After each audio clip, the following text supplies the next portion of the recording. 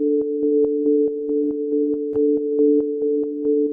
morning of Sunday, November 10th, 2024, began like any other in Manenberg, a community resilient but weathered by the endless cycle of gang violence. However, what unfolded that day would leave an indelible scar on its residents. By the time the dust settled, 3 people lay dead, and multiple others were left wounded in a bloody spree that began on Storms River Walk. The chaos centered around 33-year-old Leeroy Dreyer, a name whispered with both fear and loathing. Known as the alleged leader of the Ugly Americans gang, Dreyer was attending an ongoing street party in the heart of his territory. Witnesses say it was just before 9 a.m. when the revelry turned into carnage. Shots rang out, and in a matter of moments, a 23-year-old man and a 17-year-old girl were left lifeless. Their blood stained the pavement as neighbors, caught in the crossfire, screamed and scattered. The violence didn't stop there. Among those injured in the hail of bullets were a 26-year-old man, a 33-year-old man, and a 16-year-old girl. They were quickly rushed to a nearby hospital, the men nursing gunshot wounds to the foot and buttocks, while the young girl clutched her bleeding leg in terror. Her family would later recount how she had stood helplessly beside her best friend, the 17-year-old girl who lost her life. Police confirmed that cases of murder and attempted murder were opened, yet no suspects had been apprehended. But the horror of that morning wasn't isolated. According to a source, Lee Dreyer had allegedly been involved in another shooting hours earlier, around 5 a.m., where 3 men sustained injuries. These victims, reportedly too fearful to inform the police immediately, left their injuries undocumented until much later. What is it like being a gangster in a place like Manenberg? Yo, lekker. Me, like robbing you right now with all this fucking stuff. You what? It's lekker, my brother. I'm gonna smoke lots of stuff with all this stuff. You luckily you with Lee, captain of American gang. You luckily you with him. Otherwise it's big shit. Me and my brothers take all your fucking stuff and smoke it out. So you're saying if I wasn't with Lee, who's one of the leaders of the Americans gang, you would rob me of my cameras? Long time ago, Rob. Long time. And Then came Leeroy Dreyer's own demise, a swift and brutal end. By 9:30 a.m., just 100 meters from his home, his body lay sprawled on the cold asphalt, riddled with gunshot wounds. Theories quickly surfaced, with whispers that Dreyer had been killed by his own gang. Rival gangsters wouldn't dare infiltrate his stronghold, an insider speculated, hinting at internal betrayal. The police confirmed his death, describing a scene of merciless violence. Dreyer, once the predator, had become the prey in an unforgiving world where alliances are fragile and power fleeting. Yes, my bro. My name is Solin, Roman, my bro.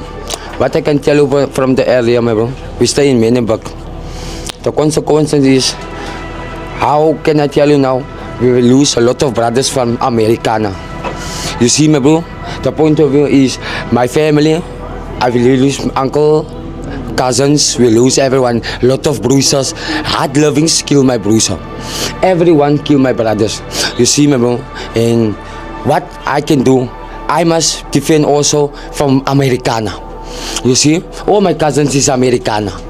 We going last standing, dead for Americana. We kill for HL, hard loving, we make him dead.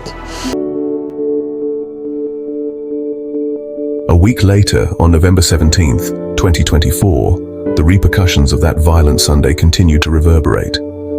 Solin Roman, a 21-year-old Manenberg resident celebrated for his remarkable transformation from a troubled youth to a beacon of hope, found himself caught in the very cycle he had worked so hard to escape.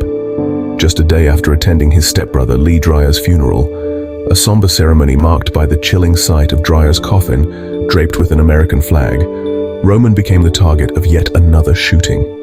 That evening, Roman was walking along Renoster Road, a quiet moment shattered by the crack of gunfire. It was around 9:13 p.m. when an unidentified assailant opened fire in a drive-by shooting, striking him 4 times before vanishing into the shadows. Bloodied and barely clinging to life, Roman was rushed to a nearby hospital where doctors fought to stabilize him. And I'm glad I didn't go to the funeral, because that's exactly what happened. And luckily, Solin was completely fine at the funeral. Everyone escaped. I think 10 shots were fired by either a rival gang, or I think there might even be some internal fighting. I'm not too sure. But 10 shots were fired at the funeral. Everyone was fine, luckily. But at some point, one of his friends, it was a girl, came to visit him, and they were hanging out.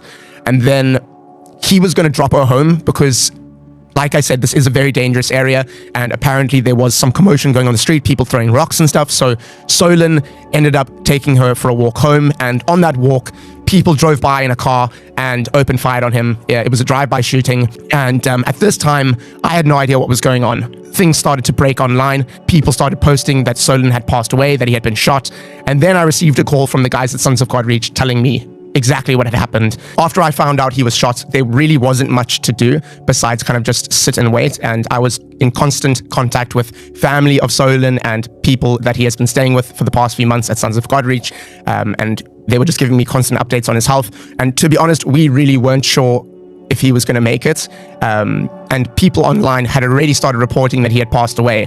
I think a lot of people still to this day thinks Solin is dead. After a few days, Solin's condition started to stabilize, and I was eventually able to go visit him in hospital. And then I got word that Solin had left hospital and that he was back in the program and that he was actually set to graduate.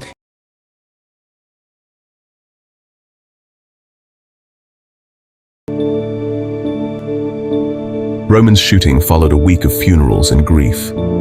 Among those mourned was 17-year-old Yumna Moyes, whose young life had been stolen in Dreyer's earlier rampage. Her family had laid her to rest on Tuesday. The same week, Dreyer's gang associates buried their leader. Manenberg, battered and weary, stands at a crossroads. The once vibrant streets are now marred by the haunting echoes of gunfire and the shadow of lost lives. Yet as the cycle of violence spins unbroken, Manenberg residents are left wondering, will peace ever find its way back to their troubled streets?